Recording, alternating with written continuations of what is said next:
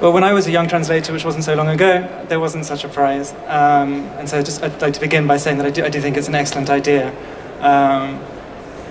Often, young students who want to get into translation don't know where to start. They don't know how to get a foot in the door, how to approach publishers. And I think this kind of recognition is very valuable. And I'm sure all of you probably follow Russian literature and know that especially post-Soviet literature is not very well represented in English. And I think we badly need a new generation of translators as a sort of new Constance Garnets of our day who are happy to translate a wide selection of authors and give a much more representative selection in English of the many exciting writers who have been writing over the last 20 years and who really aren't known here. So as Svetlana said, we had 45 entries, which I think is an increase on the previous year, and which is a lot, really, given how few students have the good fortune to study Russian and English in England.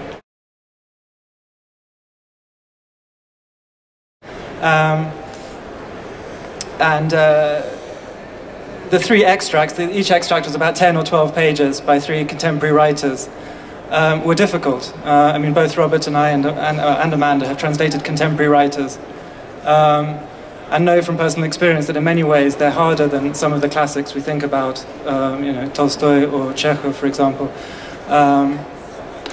In other ways, perhaps they're easier, but simply in terms of understanding, simply in terms of syntactic complexity, recent writers have been often extremely challenging to translators. So it was by no means an easy test.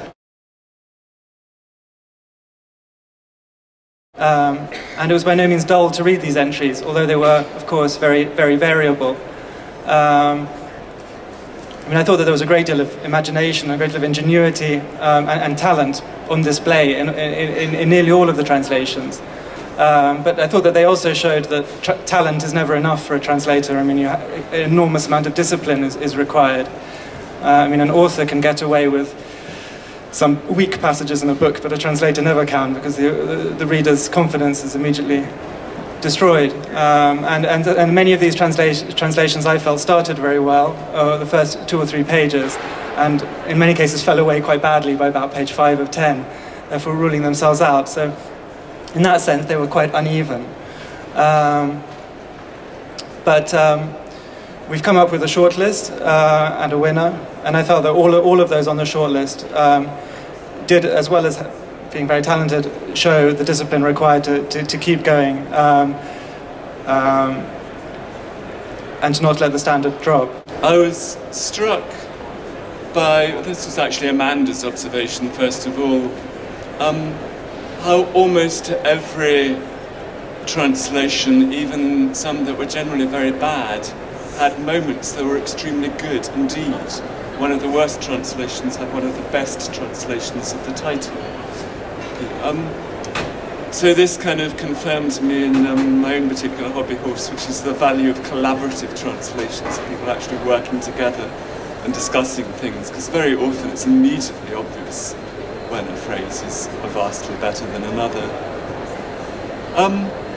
Another thing I often talk about is the importance, it doesn't matter what you're doing, whether it's a manual about aircraft engines or a literary translation, the importance of actually imagining what you are translating about. There was broad agreement among the judges about the winner. Certainly when I came across it, it did leap out at me.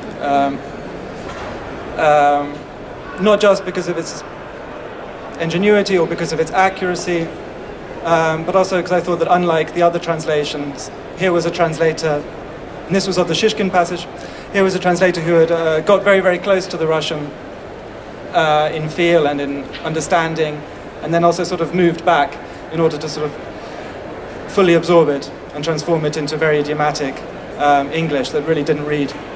For the most part, there were weaker passages, but really 90% of it did not read at all as a translation, and I thought it was highly impressive, in many ways close to professional standard. And the winner is Leo Shtutin.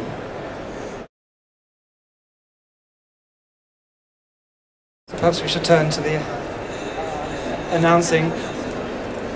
It might be worth mentioning, actually, that most of the translators opted for the two better-known authors, or more cultish authors. Pelyevin got the most entries, but there were plenty for Mikhail Shishkin as well. Leonid Yusufovich is not a new name to me, but I have to say I haven't yet read him properly, but I thought I will do now. I thought it was an interesting extract, one of the few attempts recently in Russian literature, I think, to represent the 1990s. So I'll certainly go away and read that book, which is titled Cranes and Dwarves, or Cranes and Pygmies. I hope it will be translated into English. But there were very few entries on that one, which was possibly, I thought, the most difficult passage in many ways. But there were some very valiant attempts to render it, two of which made our shortlist. And perhaps I can read out the names. I don't know how many of the shortlisted candidates are actually here. We'll find out. As it happens, we had 45 entries, all of which were numbered, and the 4 in the shortlist, plus the winner, but the 4 in the shortlist were numbers 1 to 4. I believe at least 1 or 2 study at Oxford, where I am, but I don't think I know them. Number 1 was Max Seddon. That was a Yusufovich entry. This is not in order of... these are just in equal position on the shortlist. Max Seddon, Anna Reid. Is Anna Reid here? Who translated the Shishkin? Oh, you're the representative of Anna Reid. So, congratulations to her. Peter Blackstock. You're here.